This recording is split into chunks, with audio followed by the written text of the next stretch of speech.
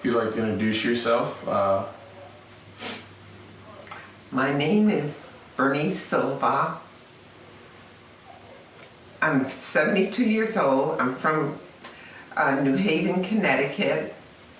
Okay. And how long have you lived in Connecticut before you experienced any overt racism or Jim Crow laws? Were there any Jim Crow laws, like segregation, like separate water fountains in Connecticut? No, I experienced that when I took a trip to Mississippi with my new husband at the age... What year was that? In 1960. Okay. And how old were you? I was 17 years old. Okay, so you're fairly young. Yes, I was a newlywed. All right. On my way to Mississippi to meet his family before going to Germany. And we were on our way to the store to buy sodas, and I seen a sign stating white only, black only at the water fountain. Was it the same in the bathrooms? Yes, it was. Okay, did anybody... Well, of course you didn't try to use the white fountain or the white bathrooms, did you? No, I didn't use either one. Okay. Because, fear set in because it wasn't nothing that I seen before. Okay, so,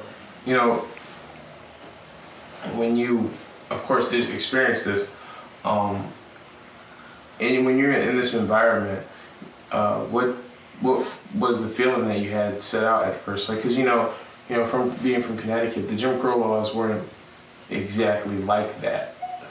No, and I felt shaky. Because the stories that we heard as children from kids that came from the South concerning the lynching, and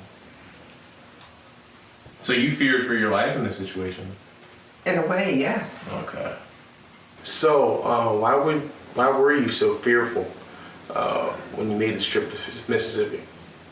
Well, we received a call from my husband's aunt, and she had said, be careful on your way down, because there was a young guy that they had blamed for raping a white woman.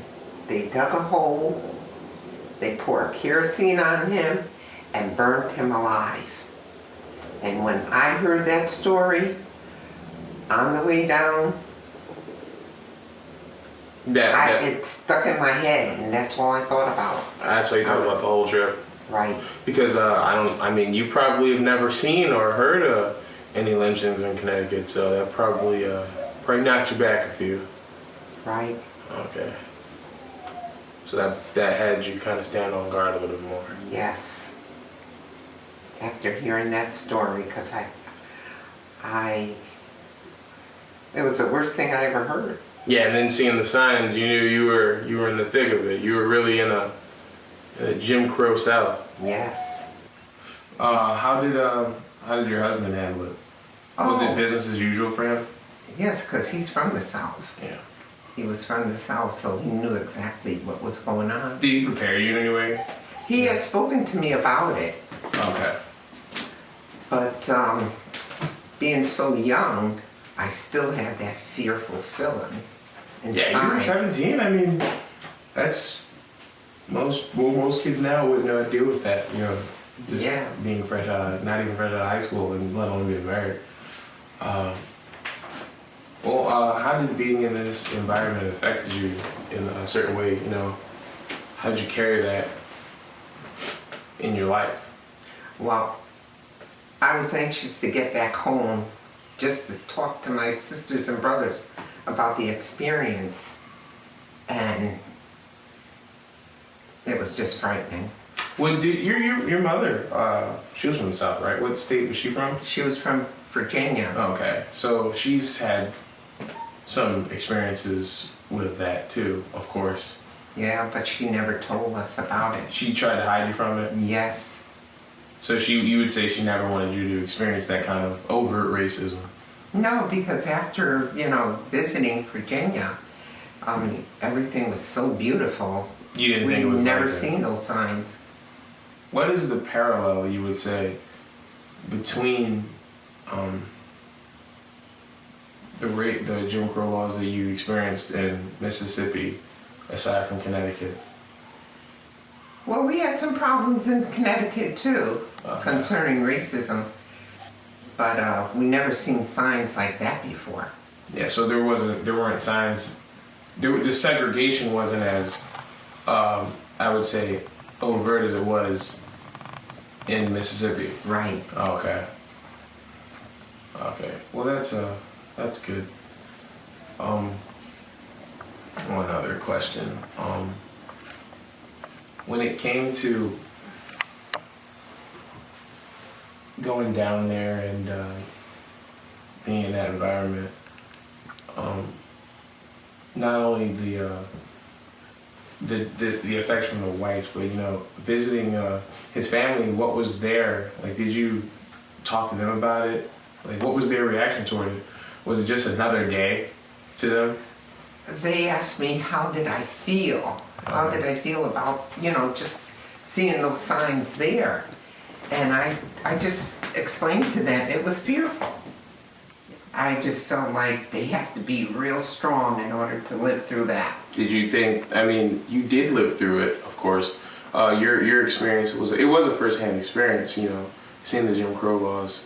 So you think that living in the North kind of spoiled you a little bit? Of course it did.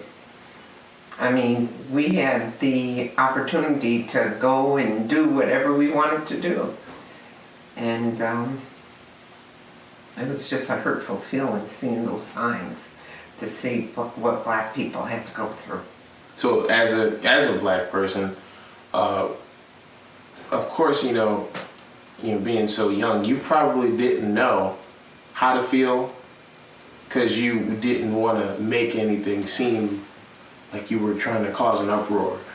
So, did you shrink back a little bit? Of course I did. Okay. Yes. You just kind of didn't want to be there. No. I couldn't wait to leave. So you're saying, being from Connecticut, that would you say that the Northern blacks were spoiled? I don't think they were spoiled. I just think they didn't have to go through that at the time. But after years passed, it was a joy to go back to Mississippi. Because When did you go back? we went back like 20 years later. Oh, okay. 25 So years later. it was 85? Yes. 85. And of course, by that time, I assume most of the signs were removed. Yes, they were. When you went back, were there any, did you still feel the same fear? No. You didn't? No. Just last question before we wrap this up. What would you, do you think that society now, or my generation, would they be able to handle those laws? Or was it a different kind of person that had to be, different kind of black person you had to be to really, stand up in those instances? Oh yes, because the young people of today, they wouldn't. I don't think they could stand just to look at those signs. Why? Because it's like they have the privilege that this world was made for mankind, all races, and They wouldn't know how to handle the racism. no, I don't Okay. think so. All right, well, thank you. I know this is a nervous experience for you, but thank you for being my interviewee. That's all. Okay.